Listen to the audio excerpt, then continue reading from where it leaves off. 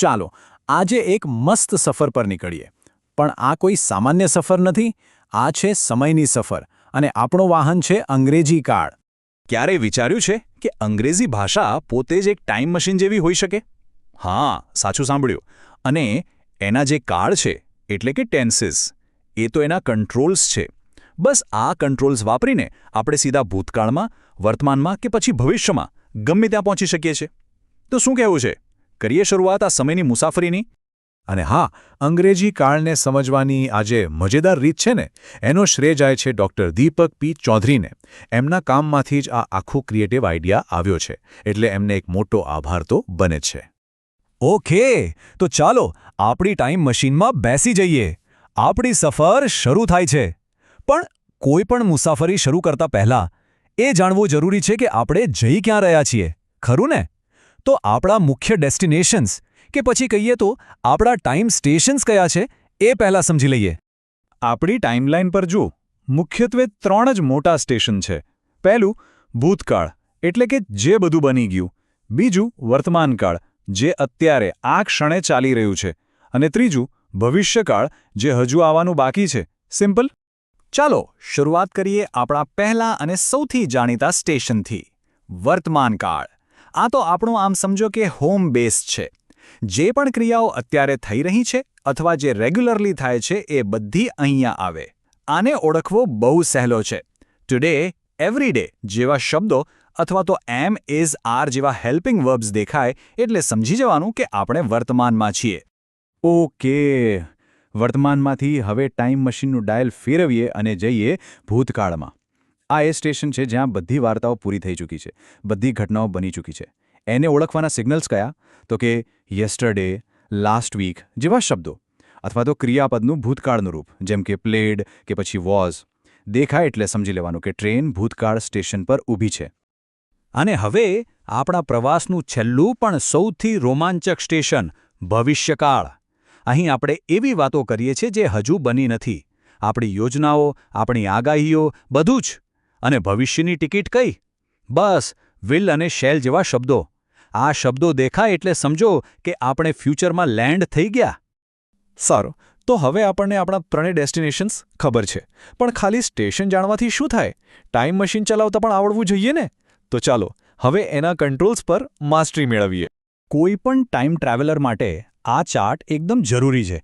આને આપણો quick reference guide સમજી લો. એ આપણને બતાવે છે કે અલગ અલગ ટાઈમ ઝોનમાં જવા માટે કયા શબ્દો અને ક્રિયાપદોનો ઉપયોગ કરવો. આના વગર તો ગાડી આગળ જ ના વધે. દરેક મશીનને ચલાવવા માટે એક ઓપરેટિંગ સિસ્ટમ હોય છે, બરાબર?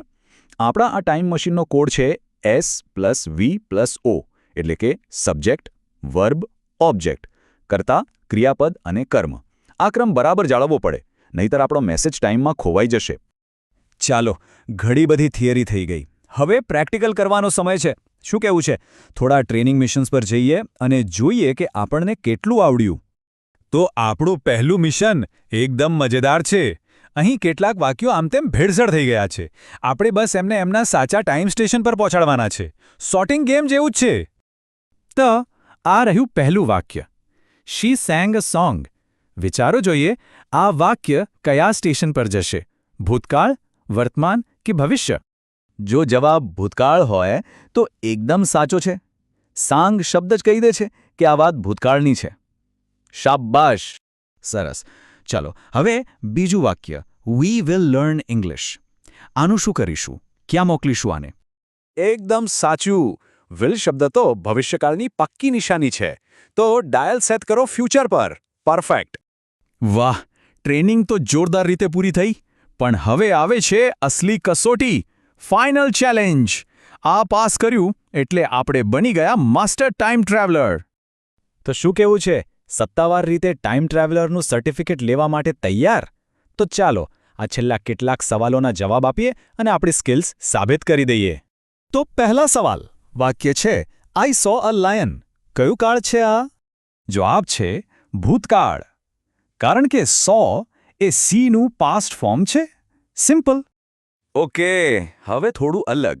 આ વખતે કાળ ઓળખવાનો નથી, બદલવાનો છે. વાક્ય છે દે પ્લેડ વેલ. આને ભવિષ્યકાળમાં કેવી રીતે લઈ જઈશું? અને સાચો જવાબ છે દે વિલ પ્લે વેલ.